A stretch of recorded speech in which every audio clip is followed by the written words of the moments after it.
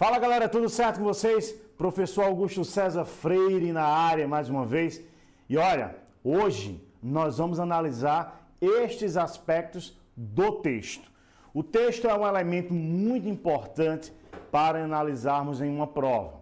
Acreditem, existem provas que 48%, 50% muitas vezes, das questões daquela prova são todas de elementos textuais, seja de compreensão e interpretação e também de aspectos semânticos do texto. Pois é uma prova que vocês sabem que raríssima são as bancas que não há questões de compreensão e interpretação de texto. E hoje chegou o momento de analisarmos estes elementos, o elemento da compreensão e da interpretação. Primeira coisa, quero dizer a vocês que não existem fórmulas mágicas. Por favor, fujam desses elementos, dessas aulas em que diz que vocês vão ter, na verdade, as dicas de interpretação. Não existe dicas de interpretação. O que existe são estratégias de leitura. As estratégias de leitura é que vão determinar como faremos, como identificaremos as questões textuais, para fazermos a análise primeiro de uma compreensão, ou ainda de uma interpretação, ou muitas vezes de uma intelecção textual. Intelecção, sim. Existem bancas que trazem os elementos de intelecção, que nós chamamos isso de raciocínio lógico interpretativo. Como assim, Augusto? Dá um exemplo. Por exemplo, vou te dar um exemplo. Você já deve ter ouvido muito falar qual é a cor do cavalo branco do Napoleão, não é isso? Pois é, uma questão que viralizou, muitas vezes é até um sinônimo de besteirol, mas olha só, quando ele pergunta qual é a cor do cavalo branco de Napoleão, na verdade a cor do cavalo é branca, porque nós temos aí uma relação textual de concordância nominal. A cor branca, a cor é feminina, então a cor só pode ser branca. E branco era o nome do cavalo. Então, tecnicamente, nós temos aí qual é a cor do cavalo branco de Napoleão. Na verdade, a cor é branca. E olha só, isto é uma questão de intelecção, uma relação que nós chamamos de raciocínio lógico interpretativo. Pois é, pensava que raciocínio só existia no raciocínio lógico matemático? Não, existe também no campo da linguagem, no campo da interpretação, no campo de língua portuguesa. Mas, olha só, o que é que nós vamos identificar hoje? Nós vamos identificar que muitas dessas relações da interpretação textual, elas passam e perpassam pelos elementos gramaticais, a sintaxe, a morfossintaxe. Então vocês do CEPEM, vocês que estão nesse curso online, vão começar agora de verdade a entender, compreender essa expressão, esse elemento da compreensão e interpretação textual. Simbora? Vamos analisar? Mas olha só, sempre como eu digo, primeiro pega teu material, pega aí tua água, teu café, teu energético, bem, aquele líquido esperto para que você possa ficar, de fato, atento às nossas aulas e vamos embora, vamos entender, certo? Vamos lá, preste atenção. E aí o seguinte, na verdade é o seguinte, como eu disse a vocês, na compreensão textual existem estratégias de leitura. Essas estratégias é que vão determinar o que de fato vai ser marcado lá. Observe, as estratégias de leitura da parte da interpretação, primeiro elemento, a primeira grande estratégia é que você identifique o tema central. E onde é que existe esse tema central? Primeiro eu devo fazer uma grande leitura global do texto, mesmo que eu não conheça essas palavras.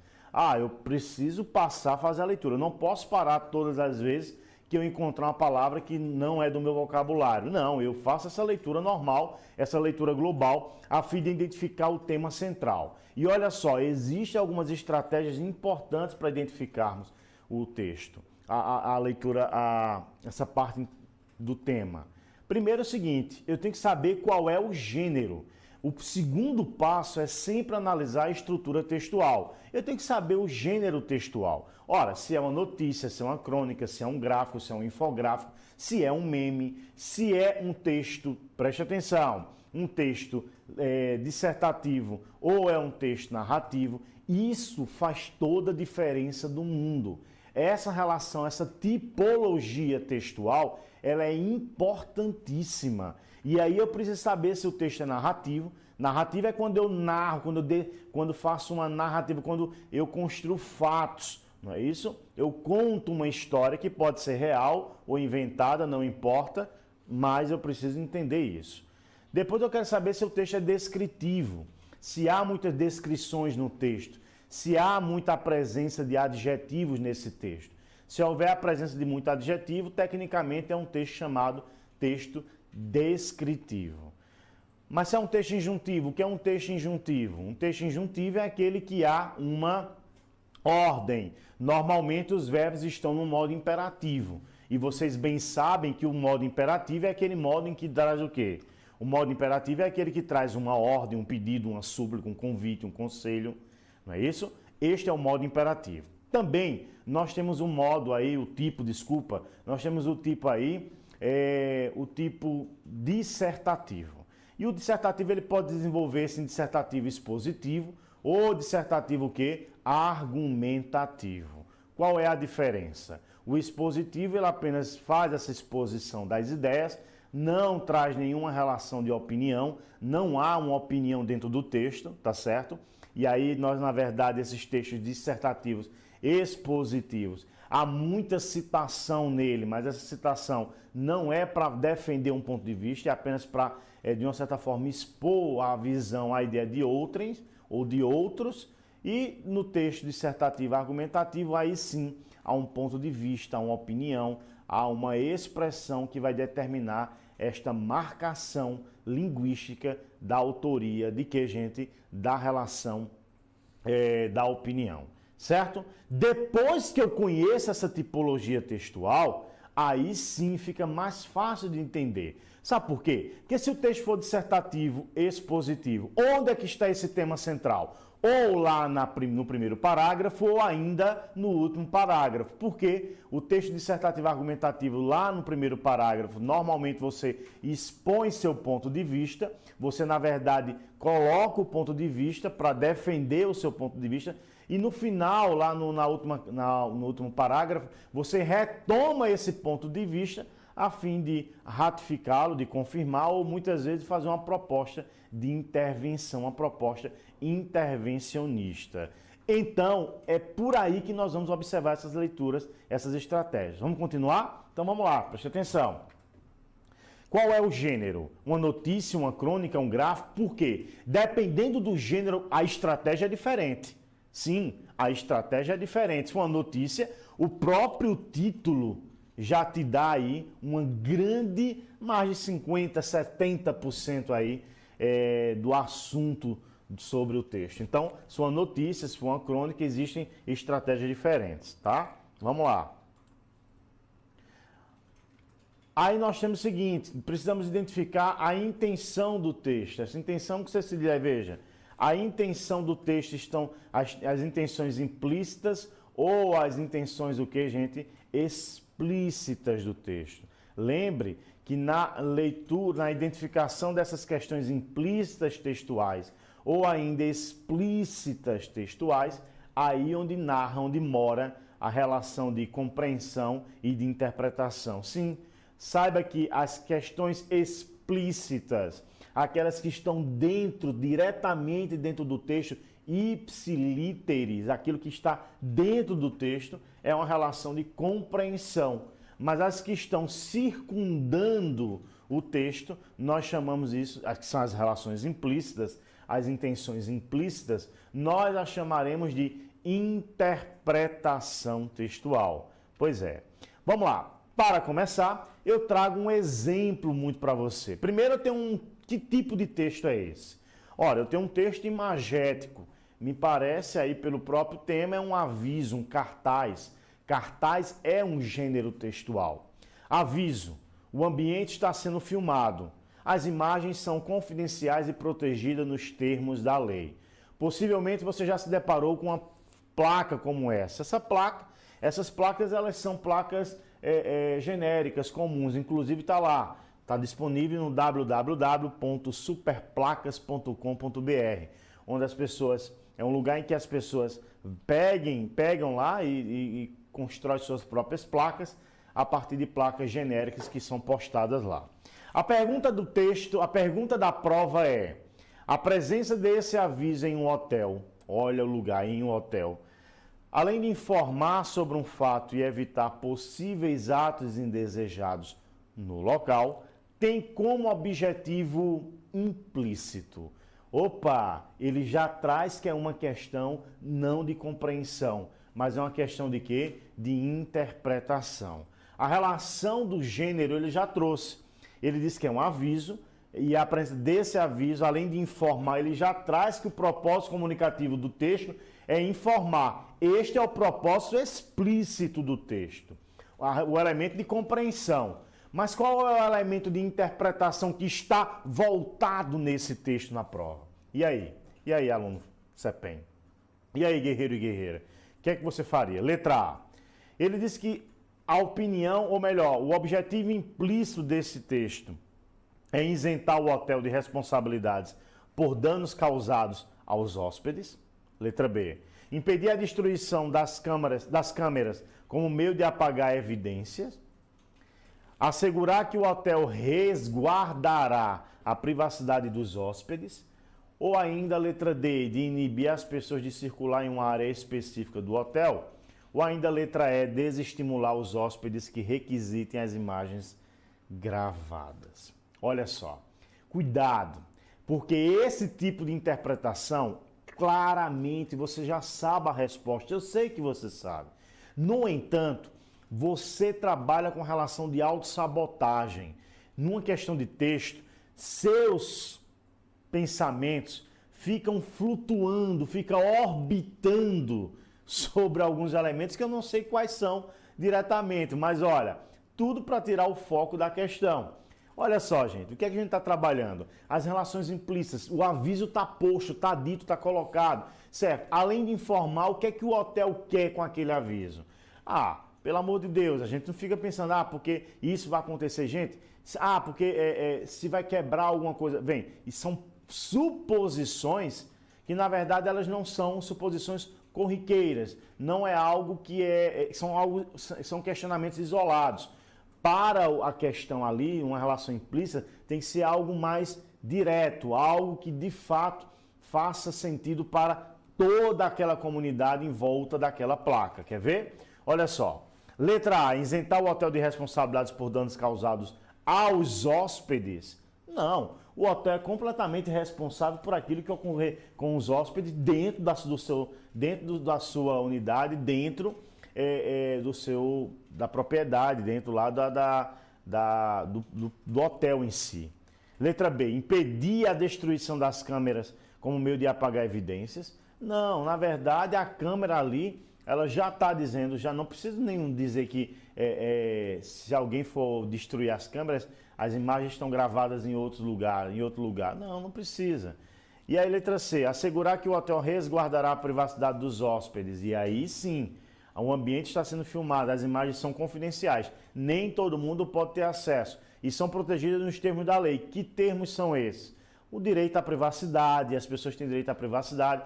Essas imagens só podem ser, na verdade não é nem veiculadas, essas imagens elas só podem ser entregues a autoridades a partir de quê? De ordem judicial. E outra, essas imagens só podem ser veiculadas com a autorização das pessoas que estão ali, porque nos termos da lei que sugere esse processo. Então a letra C é a resposta correta, visto que a letra B é inibir as pessoas de circular em uma área específica. Não, para isso a baixaria tem um aviso lá, proibido entrada de pessoas não autorizadas, ou proibida a entrada de pessoas não autorizadas, né? Só baixava isso. E letra E, desestimular os hóspedes que requisitam as imagens gravadas. Ora, os hóspedes podem requisitar essas imagens desde que seja amparado em algum artigo da lei ou ainda se for uma relação judicial, etc, etc, tá certo? Lembrando que elas estão garantidas e protegidas nos termos da lei. Bem, essa análise aqui, na verdade, muitas vezes as pessoas erram essa questão não porque elas não sabem, mas simplesmente por questões de erros de interpretação.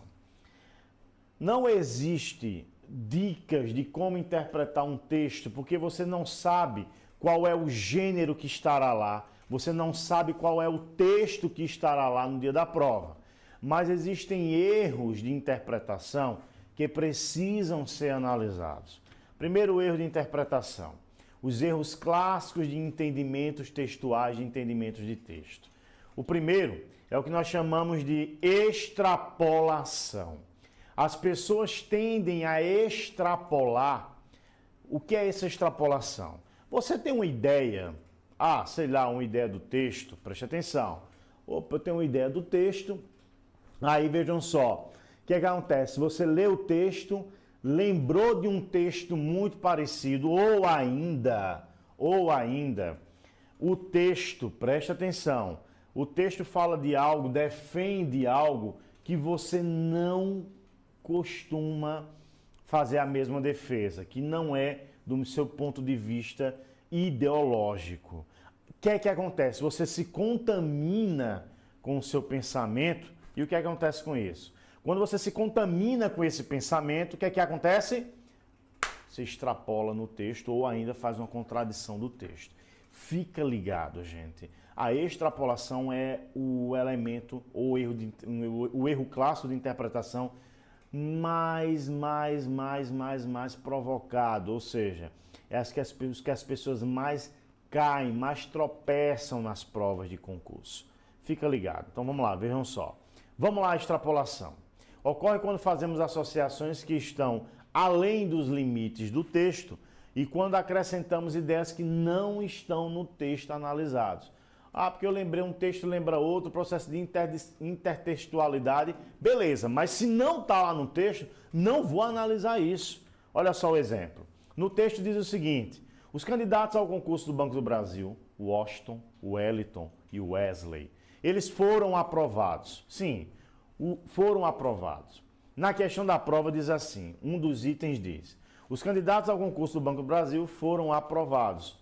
Os candidatos ao concurso do Banco do Brasil foram aprovados. Bem, observe que a assertiva, ou seja, a questão lá da prova não condiz com a informação fornecida lá no trecho do texto. Uma vez que ele afirma que apenas e somente os candidatos chamados Washington, Wellington e Wesley, estes sim foram aprovados. O restante não, mas observe que lá na questão ele diz os candidatos. Ele está falando de todos os candidatos possíveis, os que fizeram a prova. Todos esses candidatos foram aprovados, e é mentira. Na verdade, apenas os que foram aprovados pelo texto, pelo trecho do texto, apenas são considerados e são chamados aí, nominados de Wellington, Wesley e Washington. Apenas esse. É uma relação de extrapolação. Extrapolação é quando você traz ideias fora, que circundam, que estão além do texto. Esse é um elemento de extrapolação. Cuidado nesse trecho aí. O segundo grande erro é o erro de redução. E o que é redução? Redução é quando restringimos a significação de uma palavra ou ainda de uma passagem, de um sintagma textual, de uma passagem no texto.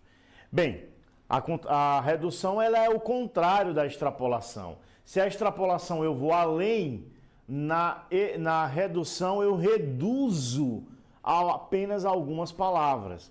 Lembrem-se de que existem muitas questões que dizem assim, somente, apenas. Esses elementos já são elementos reducionistas.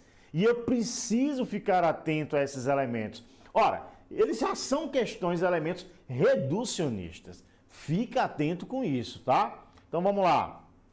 Ele diz o seguinte, é o contrário da extrapolação, tá? A redução consiste em privilegiarmos um elemento que é verdadeiro, mas não é suficiente diante do conjunto que é o texto. Pois é. Então vamos ver aqui um exemplo bem interessante. O texto diz: a música dá prazer, podendo ser considerada também uma terapia. Peraí. A música ela dá prazer, podendo ser também considerada ou podendo ser considerada também uma teoria, uma terapia. Na questão da prova, um dos itens afirma: a música é considerada terapia. Opa, pera aí. Ela é considerada terapia? Cuidado, nós temos dois grandes errozinhos aí. Primeiro é o seguinte, essa relação aí, primeiro dizer que a música é considerada, na verdade ela pode ser considerada, é um elemento também. E neste caso, observe que a informação que a música dá prazer, ela foi omitida.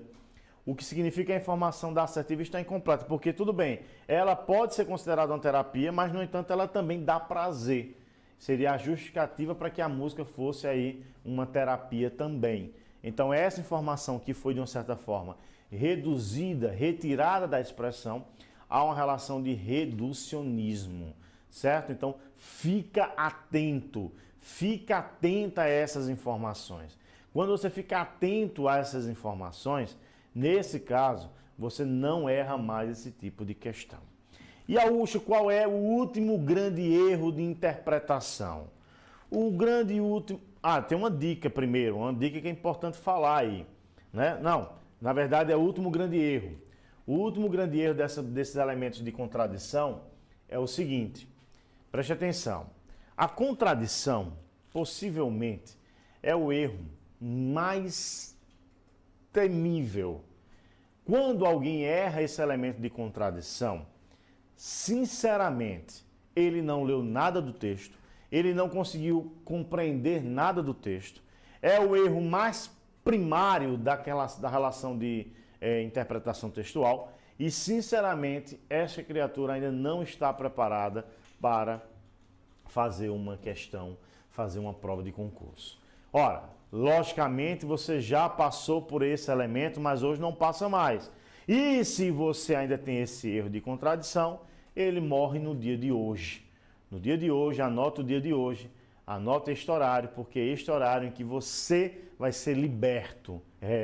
Parece igreja, mas isso aqui é um princípio, né? São teorias, são métodos que vão mudar a sua vida, assim como a igreja também muda. Mas vai mudar a sua vida. Então preste atenção, você vai ser liberto.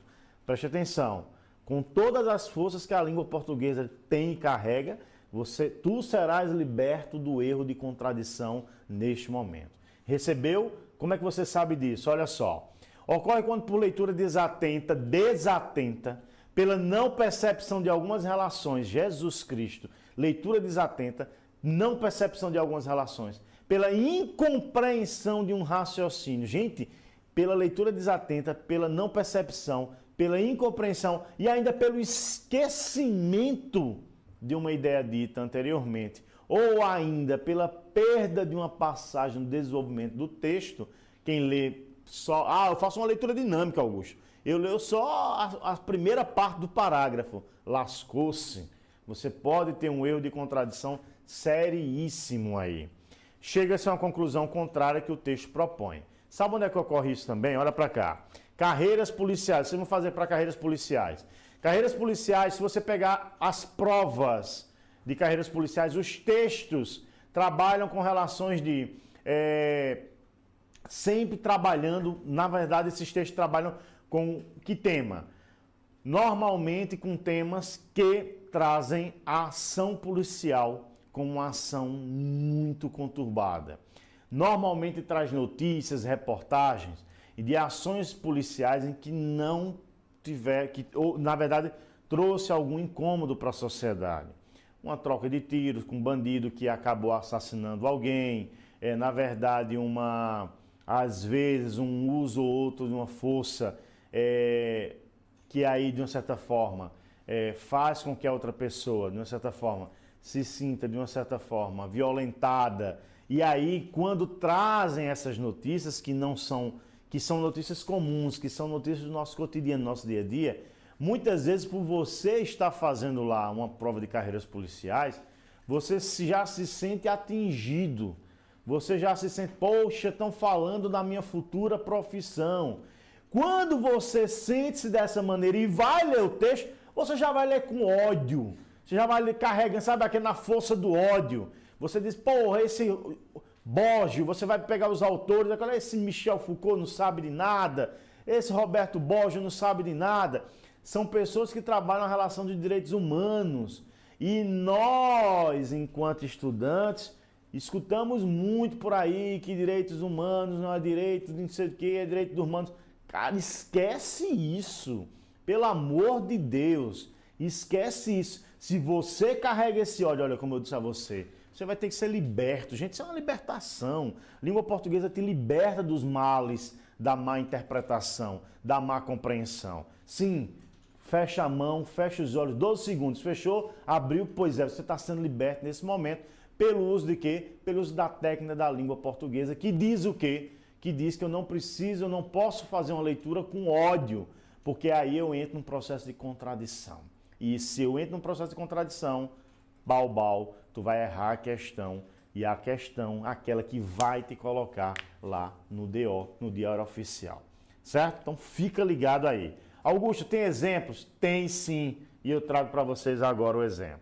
O homem que é racional, quando sob o domínio do ódio, olha que essa é a palavra de hoje, o ódio, sob o domínio do ódio, pode agir como um animal selvagem. O homem que é racional, quando sob domínio do ódio, pode agir como um animal selvagem. Contradição. A questão diz assim, ó. A afirmação é que o homem é racional porque pode agir como um animal. O cara, perfeito. Aí você diz, realmente, o homem é um animal. Por isso que ele pode... O homem é racional porque pode agir como um animal. Aí você diz que você está atrelando o uso da racionalidade por ele ser animal. Pelo amor de Deus, contradição completa. Ele diz lá no texto que o homem, ele é racional, mas quando ele está sob o domínio do ódio, ele deixa de ser racional para ser um animal que selvagem, agir como um animal selvagem. Olha aí a porcaria acontecendo. Por isso que tu tem que ser liberto desse processo, tá certo? Bota a mão na gramática, certo? E agora diz, estou sendo liberto dos erros de interpretação. Sim, sim, coloca a mão no material. Gente, sem conversa, coloca. Eu estou dizendo, eu sei o que eu estou dizendo. Beleza? Perfeito. Então você está sendo liberto desse processo do mal da interpretação textual. Observe que a assertiva da prova subverteu a informação do texto original, uma vez que foram excluídas as indicações circunstanciais apresentadas lá pela oração que dizia que quando sob o domínio do ódio, ficando assim alterada de forma drástica a ideia da oração principal por meio da troca da oração adjetiva explicativa por uma restritiva. Olha como a gramática faz diferença. Se eu troco, eu tenho aí o homem, vírgula, que é racional, eu tenho a oração subordinada explicativa. Se eu retiro estas vírgulas, o sentido muda. O sentido vai agora de explicativa para quê? Restritiva. E aí dá confusão no princípio de interpretação. Tá certo? Então vamos lá. Vamos entender melhor essas relações de interpretação. Augusto, como é que eu vou fazer a diferença de quando há uma questão de interpretação e de compreensão? Tranquilo. Vem para cima. Olha o que ele diz aí. As provas de língua portuguesa visam avaliar a capacidade dos candidatos a compreender as ideias explícitas e interpretar os sentidos implícitos dos textos, né? Tanto as explícitas quanto os implícitos, não é isso? Aí eu tenho o seguinte, as questões de compreensão exigem do candidato uma postura mais voltada para o entendimento daquilo que está de fato no texto. Então, por isso que muitas vezes as assertivas para a compreensão é a seguinte, segundo o texto, o autor do texto afirma que, o texto mostra que, de acordo com o texto, quando houver essas palavras, esses itens lá na questão, saiba que é de compreensão textual. Segundo o texto, o autor do texto afirma que, de acordo com o texto mostra que, o autor sugere que, o autor quis dizer isso, o autor disse isso, são questões de compreensão. Certo, Augusto? E quais são as questões de interpretação? São essas. O autor sugere, o autor pode se inferir das ideias do texto, depende das estruturas linguísticas do texto, subtende-se que o texto, ou subtende-se do texto que, são questões de interpretação porque estão associadas ao julgamento de uma intenção, ou seja, da intenção linguística que o texto carrega, certo? E nesse caso não se deve chegar a conclusões pessoais sem observar o texto e o contexto que ele carrega. Esse é um elemento de interpretação. Ô Augusto, você disse que não existem dicas, mas por que é que eu estou vendo aí a palavra roteiro? Porque roteiro é diferente de dica, porra. Dica é quando você acha que dica, você pega aquela dica e eu boto dentro do bolso e saio pro resto da minha vida fazendo compreensão e interpretação com dica. Tá errado. Existe um roteiro. O roteiro, sim. Esse roteiro é um roteiro que eu vou analisar e a partir daí eu vou começar a entender e compreender essas relações textuais. Então você vai ler o texto procurando focalizar a ideia central. Como é que você faz isso? Já coloquei lá as estratégias. As estratégias de um texto literário são diferentes das estratégias que eu devo utilizar para analisar um texto narrativo, um texto dissertativo. A imagem, a publicidade, ela carrega um elemento de conotatividade, de figura de linguagem. A propaganda é um texto apelativo. Se é apelativo, obrigatoriamente eu preciso compreender essas estratégias, eu preciso criar uma estratégia. Interpretar as palavras desconhecidas através do contexto, reconhecer os argumentos que dão sustentação à ideia principal. Ora, identificar as objeções à ideia central, existe a ideia central e as objeções a ela. Sublinhar os exemplos que forem empregados como ilustração na ideia principal. E antes de responder à questão, eu vou ler mais uma vez aquele fragmento do texto, fazendo o mesmo com o enunciado de cada questão. Evite responder de cabeça, procure localizar a resposta no texto. Se preferir, faça anotações às margens do texto. Você pagou pela prova, você pode escrever em qualquer lugar da prova, tá certo? Se o comando pede a ideia principal ou tema, normalmente deve situar-se ou lá no primeiro parágrafo, como eu falei a vocês, ou ainda no último, quando for um texto dissertativo.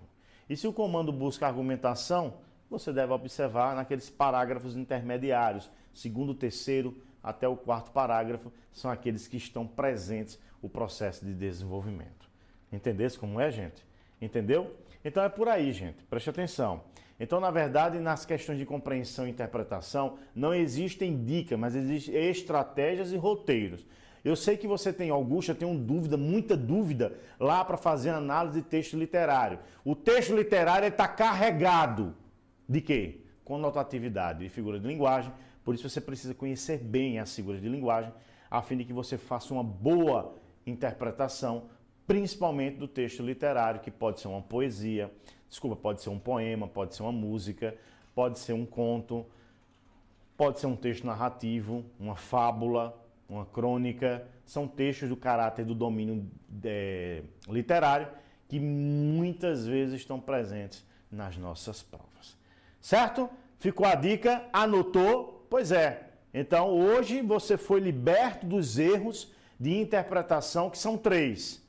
Os clássicos: a extrapolação, a redução e a contradição. Esquece, não pega esses erros, não esquece esses erros, não façam que esses erros estejam junto a você, a fim de que você, de fato, possa garantir uma boa construção, uma boa prova e uma boa compreensão e interpretação. Certo, galera? Então fica com a gente, que sempre tem mais. Valeu!